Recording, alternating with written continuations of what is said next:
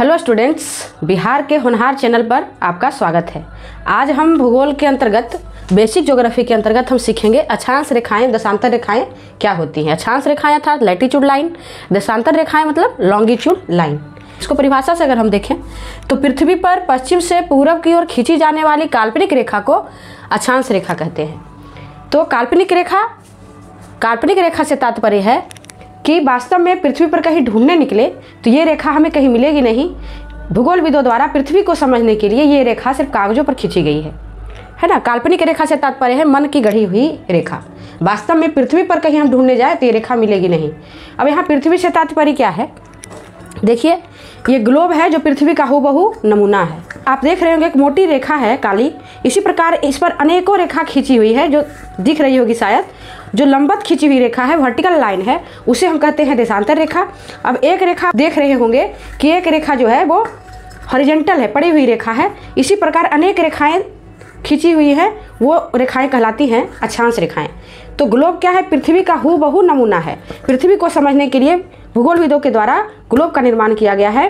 और पृथ्वी पर किसी भी जगह पर हमें पहुंचना है, किसी भी जगह की सटीक जानकारी लेनी है, वो जगह कहाँ है, तो हम अक्षांश और देशांतर के माध्यम से ही उसकी जानकारी प्राप्त कर सकते हैं।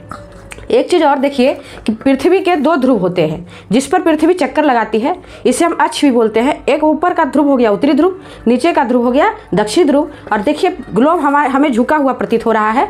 तो पृथ्वी वास्तव में, हमारी पृथ्वी भी वास्तव में झुकी हुई है, वो भी अपने अक्ष पर 23.5 डिग्री का कोण बनाती है। अब आगे हम बोर्ड पर समझेंगे कि अक्षांश रेखाएं एवं दशांतर रेखाएं क्या होती है। आइए सबसे पहले हम सीखते हैं कि अक्षांश रेखाएं क्या होती हैं। सबसे पहले हम दिशा को समझेंगे कि कोई मैप है या ग्लोब है या कोई मैप है, उसका उत्तर दिशा, दक्षिण दिशा, पूरब, पश्चिम किधर होता है। तो किसी भी मैप के ऊपर होता है उत्तर दिशा, नीचे होता है दक्षिण दिशा। हम ऐसे खड़ा हो तो हमारे दाएं हाथ तरफ होता है पूरब दिशा और बाएं हाथ तरफ होता है पश्चिम दिशा। तो पृथ्वी पर पश्चिम से पूरब की ओर खींची गई काल्पनिक रेखा, तो पश्चिम से पूरब की ओर खींची गई काल्पनिक रेखा हो गई अक्षांश रेखा, है ना। जितनी भी रेखाएं पश्चिम से पूरब की ओर खींची गई हैं वो सारी रेखाएं क्या कहलाती हैं, अक्षांश रेखाएं कहलाती है। जैसा कि मैंने अभी बताया था कि ऊपर होता है उत्तरी ध्रुव और नीचे होता है दक्षिणी ध्रुव। तो क्या अक्षांश रेखाएं, अब सवाल आ सकता है मन में कि क्या अक्षांश रेखा एक वृत्त बनाती है या फिर सीधा यहीं तक खींची हुई है। तो हम इसको एक गुब्बारे के माध्यम से देखेंगे, समझेंगे कि अक्षांश रेखा वास्तव में, देखिए हमारी पृथ्वी तो इसी प्रकार से यहाँ गोल है, तो अक्षांश रेखा भी एक वृत्त का निर्माण करती है ना। इसे हम समझेंगे एक वृत्त बनाकर। देखिए अक्षांश रेखा ठीक इसी प्रकार ग्लोब पर खींची हुई है पृथ्वी को समझने के लिए, है ना, एक वृत्त का निर्माण करती है। तो हमने क्या देखा कि अक्षांश रेखाएं क्या होती हैं, एक वृत्त का निर्माण करते हैं, अर्थात ग्लोब के चारों तरफ खींची हुई हैं। अब हम सीखेंगे प्रमुख अक्षांश रेखाएं कौन कौन सी होती हैं। उसके पहले हम जानेंगे पृथ्वी पर दो गोलार्ध बनते हैं अक्षांश के द्वारा। सबसे बीचों बीच एक अक्षांश रेखा गई है ना, पृथ्वी को जो दो बराबर भागों में बांटती है, पृथ्वी के ठीक बीच में जो अक्षांश रेखा खींची गई है उसका वैल्यू है 0 डिग्री और उसे हम कहते हैं विषुवत रेखा, विषुवत रेखा या भूमध्य रेखा, या इंग्लिश में इसे हम कह सकते हैं इक्वेटर लाइन। विषुवत रेखा ऐसी रेखा है जो पृथ्वी को ठीक दो बराबर भागों में बांटती है। और अगर पूछ दे कि सबसे बड़ी अक्षांश रेखा कौन सी है तो विषुवत रेखा ही है, क्योंकि ये पृथ्वी के ठीक बीच में खींची हुई है। 0 डिग्री से इधर उत्तर हो गया और 0 डिग्री से इधर दक्षिण है, तो 0 डिग्री से उत्तरी ध्रुव तक का क्षेत्र कहलाता है उत्तरी गोलार्ध और 0 डिग्री से दक्षिण तक का क्षेत्र इतना कहलाता है दक्षिणी गोलार्ध। गोलार्ध से क्या तात्पर्य है, गोला प्लस आधा, मतलब यहाँ से लेकर यहाँ तक का क्षेत्र, ऊपर का क्षेत्र ये हो गया 0 डिग्री से लेकर उत्तरी ध्रुव तक, ये कहलाया उत्तरी गोलार्ध। और 0 डिग्री से नीचे का क्षेत्र इतना आधा भाग ही ये कहलाया दक्षिणी गोलार्ध। उत्तरी गोलार्ध की तरफ जितनी भी अक्षांश रेखाएं होंगी सबका नामकरण जो होगा वो उत्तरी अक्षांश रेखा होगा, और दक्षिणी गोलार्ध की तरफ जो भी अक्षांश रेखाएं होंगी सबका नाम जो होगा वो क्या होगा, दक्षिणी अक्षांश रेखा के नाम से नामांकित होगा। आइए इसे हम देखते हैं। एक अक्षांश रेखा खींची हुई है 23.5 डिग्री 23.5 डिग्री उत्तरी अक्षांश, क्योंकि 0 डिग्री से जितनी भी अक्षांश रेखाएं ऊपर की ओर होगी, क्योंकि इधर उत्तर दिशा है, उत्तरी गोलार्ध हो गया, तो सभी अक्षांश रेखाओं का नामकरण उत्तरी अक्षांश से होगा। तो इधर हो गया उत्तरी अक्षांश। ठीक उसी प्रकार 23.5 डिग्री दक्षिण में भी रेखा खींची हुई है, इसका वैल्यू है 23.5 डिग्री दक्षिणी अक्षांश। फिर एक रेखा खींची हुई है 66.5 डिग्री उत्तरी अक्षांश पे, 66.5 डिग्री उत्तरी अक्षांश पे नामांकित किया गया है। 66.5 डिग्री उत्तरी अक्षांश पर नामांकित किया गया है, और एक रेखा को 66.5 डिग्री दक्षिणी अक्षांश पे नामांकित किया गया है। जिस प्रकार से 0 डिग्री अक्षांश रेखा का नाम था विषुवत रेखा या भूमध्य रेखा, उसी प्रकार से 23.5 डिग्री उत्तरी अक्षांश रेखा का क्या नाम है? कर्क रेखा। क्या नाम है? कर्क रेखा। और इसे हम कह सकते हैं इंग्लिश में Tropic of Cancer, Tropic of Cancer, है ना। ठीक उसी प्रकार से 23.5 डिग्री दक्षिणी अक्षांश जो है उसका क्या नाम है? तो इसका नाम है, इसलिए इस रेखा का नाम है मकर रेखा, है ना। और इसे इंग्लिश में क्या कहते हैं? Tropic of Capricorn, Tropic of Capricorn.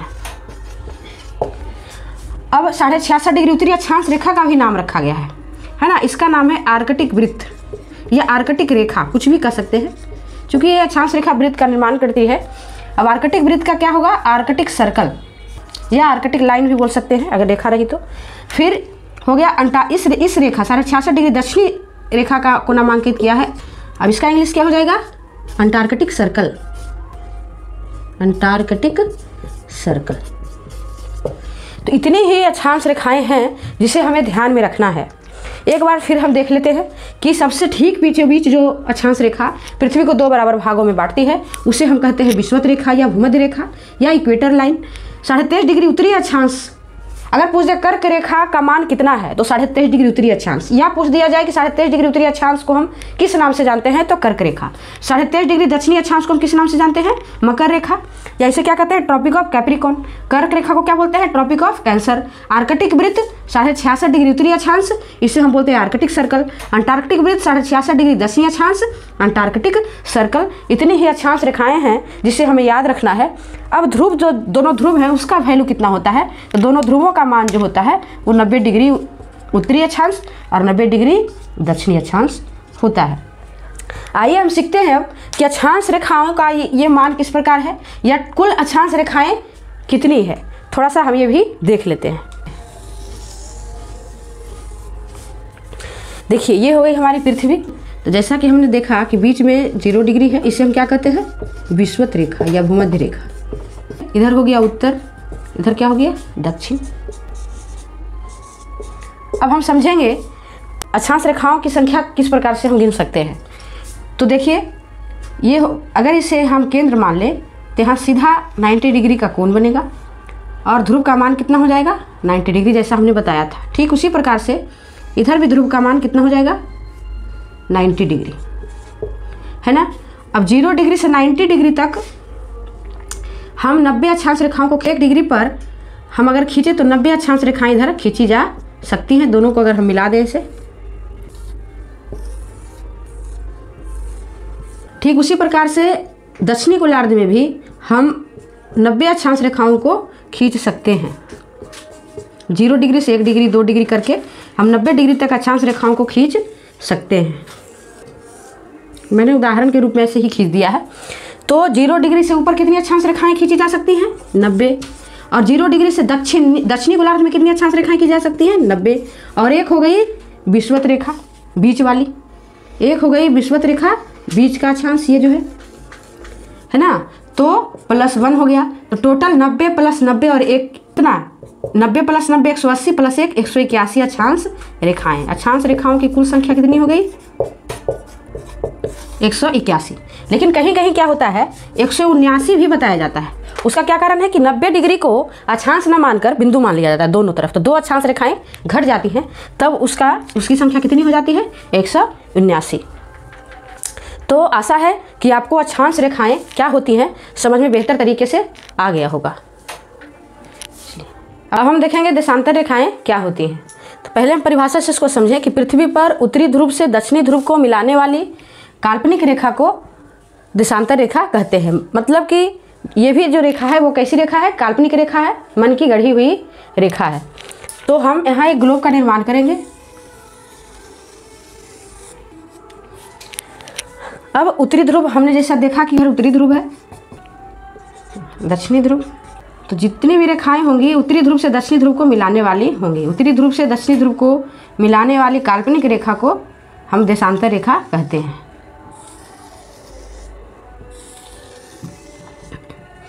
हमने देखा कि अक्षांश रेखा एक वृत्त का निर्माण कर रही थी, पर देशांतर रेखा जो होती है वो मान लीजिए कि पृथ्वी का उत्तरी ध्रुव है और ये दक्षिणी ध्रुव है, तो देशांतर रेखा अर्धवृत्त बनाती है, यहाँ से जाती हुई और यहाँ से जाती हुई ये जाकर ध्रुव पर ऐसे मिल जाती है। इधर साइड ये नहीं बनाती वृत्त, यानी कि यहाँ से शुरू हुई और फिर यहाँ आ गई, नहीं।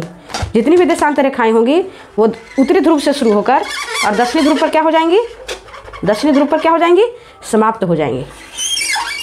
अर्थात देशांतर रेखा जो है वो यहाँ से आकर यहाँ समाप्त हो जाती है, ये वृत्त नहीं बनाती। लेकिन अक्षांश रेखा क्या बना रही थी?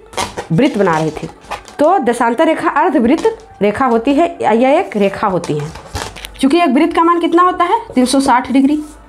पृथ्वी भी एक वृत्त के समान है। हर एक डिग्री के ऊपर अगर खींचा जाए तो देशांतर रेखाओं की कुल संख्या कितनी हो जाएगी? 360 देशांतर रेखाओं की संख्या। चूँकि अक्षांश रेखा वृत्त बना रही थी तो वो हर 2 डिग्री को कवर कर रही थी, तब 181 अक्षांश रेखाएं हुई। लेकिन देशांतर रेखा वृत्त नहीं बना रही है तो हर 1 डिग्री पर खींची जा रही है, इसलिए देशांतर रेखाओं की संख्या कितनी हो गई? 360। अब हम अक्षांश रेखा की तरह ही कुछ प्रमुख देशांतर रेखाओं के नामों को जानेंगे, है ना।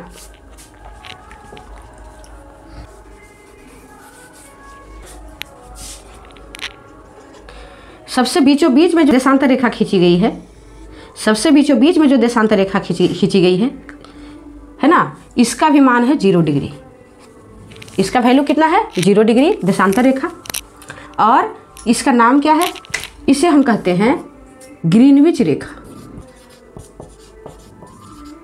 या प्रधान यामयोत्तर रेखा या प्रधान मध्याह्न रेखा भी इसे कहा जाता है। 0 डिग्री, जिस प्रकार से 0 डिग्री अक्षांश रेखा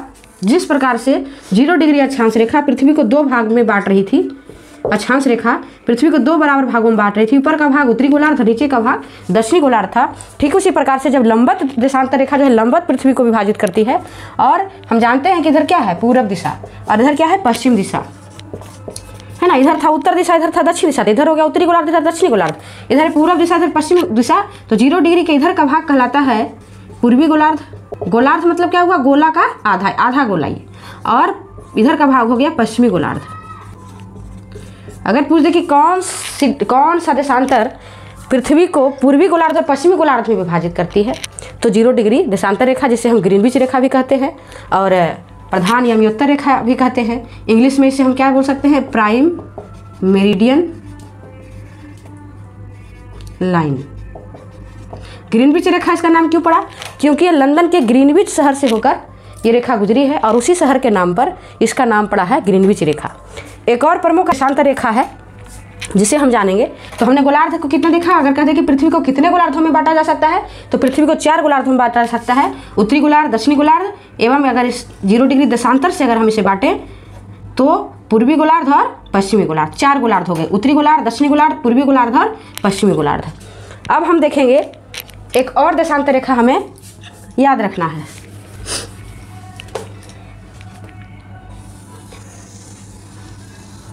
जीरो डिग्री के पृथ्वी के जस्ट पीछे भी तो देशांतर रेखाएं बहुत सारी खींची हुई हैं। तो पृथ्वी के बिल्कुल इस 0 डिग्री के बिल्कुल विपरीत में जो रेखा खींची गई है ना, इसके बिल्कुल विपरीत में जो रेखा खींची गई है, ये 0 डिग्री नहीं है, 0 डिग्री यहाँ है। अब इसके पीछे का हिस्सा मैंने यहाँ खींचा है, तो इसका मान कितना है? 180 डिग्री, है ना। 0 डिग्री से जब हम पीछे की ओर जाएंगे तो यहाँ पहुँचेंगे तो यहाँ 180 डिग्री भी हो जाएगा, और इधर से भी जाएंगे तो यहाँ 180 डिग्री होगा। पूर्वी गोलार्ध की तरफ से भी तो 180 डिग्री पर जाके मिलेगी रेखाएं, और यहाँ पर भी जाएंगे तो 180 डिग्री, है ना। इस प्रकार से 180 डिग्री इधर, 180 डिग्री इधर, कितना हो गया देशांतर रेखाओं की संख्या? 360। तो ये हम पीछे का दिखा रहे हैं, है ना, ये पीछे का मैप है। जैसे हम इसका 3D अगर बना दें, देशांतर रेखा पीछे का कैसे है, इस प्रकार से इसको हम समझ सकते हैं।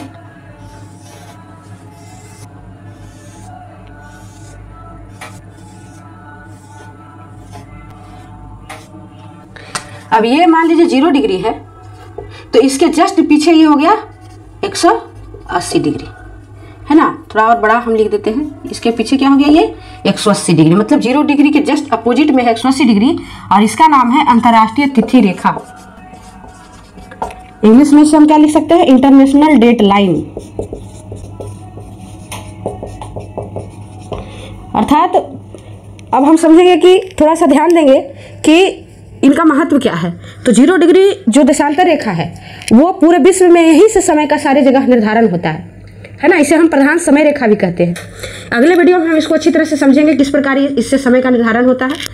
और जो 180 डिग्री अंतर्राष्ट्रीय तिथि रेखा, जैसा कि नाम है तिथि, डेट, तो पूरे विश्व में तिथि का निर्धारण 180 डिग्री अंतर्राष्ट्रीय तिथि रेखा से होता है। इसे भी हम अगले वीडियो में समझेंगे। तो हमने देखा कि देशांतर रेखाओं की कुल संख्या कितनी है, 360। दो प्रमुख देशांतर रेखा है, 0 डिग्री जिसको हम कह सकते हैं ग्रीनविच रेखा, प्रधान यमयोत्तर रेखा, प्रधान समय रेखा या प्राइम मेरिडियन लाइन, और 180 डिग्री अंतर्राष्ट्रीय तिथि रेखा। 2 देशांतर रेखाएं हो गई। 180 डिग्री अंतर्राष्ट्रीय तिथि रेखा, 180 डिग्री देशांतर, इसे हम पूर्वी देशांतर भी कहते हैं और पश्चिमी देशांतर भी इसी को कहते हैं। एक ही रेखा है, जो इधर से जाने पर ये पश्चिमी होगा, इधर से जाने पर 0 डिग्री से इधर से जाने पर ये पूर्वी हो गई, या इधर से जाने पर पश्चिमी। एक ही 180 डिग्री एक ही देशांतर रेखा है, और इसे हम क्या कहते हैं, अंतर्राष्ट्रीय तिथि रेखा। अब जिस प्रकार से हमने देखा देशांतर रेखाओं के माध्यम से हम समय को निकाल सकते हैं, तिथि का निर्धारण विश्व में इसके आधार पर किया गया है। अक्षांश रेखाएं भी हमें विश्व में विभिन्न प्रकार की जलवायु को दर्शाने में मदद करती है, और अक्षांश देशांतर रेखाओं के माध्यम से किसी भी जगह का एग्जैक्ट लोकेशन पता कर सकते हैं, एग्जैक्ट स्थिति पता कर सकते हैं। अंतर रेखाओं और अक्षांश रेखाओं की मदद से हम किसी भी जगह का एग्जैक्ट लोकेशन पता कर सकते हैं। कौन सा जगह कहाँ स्थित है, अगर हमें पता करना है, तो एग्जैक्ट पता अगर करना है तो हमें अक्षांश रेखाओं और देशांतर रेखाओं की मदद लेनी पड़ती है। जैसे में अगर ये कोई यहाँ जगह है और ये 2 देशांतर रेखाओं का मान हमें पता हो और ये 2 अक्षांश रेखाओं का मान हमें पता हो, और तब हम इस जगह पर सटीक यहाँ हम पहुंच जा सकते हैं। अब हम देखते हैं कि अक्षांश और देशांतर रेखाओं को हमने देखा कि डिग्री में दिखाया, तो भूगोल में डिग्री में ही दर्शाते हैं हम अक्षांश और देशांतर रेखाओं को। 1 डिग्री बराबर कितना होता है, 60 मिनट होता है। 1 मिनट बराबर कितना होता है, 60 सेकंड होता है। किस प्रकार होता है, इससे हम एक छोटा सा वीडियो बनाकर हम बाद में दिखा सकते हैं। अब भूगोल में अलग से इसको समझ ले, तो मिनट लिखना हो तो इस प्रकार लिखेंगे, सेकंड लिखना हो तो इस प्रकार लिखेंगे। जैसे में अगर हम किसी जगह को हमने दर्शाया है 8 डिग्री 6 मिनट 10 सेकंड, तो हम ऐसे लिखेंगे 8 डिग्री 6 मिनट और 10 सेकंड। सिर्फ समझने के लिए मैंने ये बता दिया है कि हम कैसे मिनट को लिखते हैं भूगोल में, सेकंड को कैसे पढ़ते हैं, है ना। अगर ऐसा रहेगा तो हम सेकंड पढ़ेंगे, ऐसा रहेगा तो हम मिनट पढ़ेंगे और डिग्री, है ना। तो आशा है कि आपको ये पूरा समझ में आ गया होगा। धन्यवाद।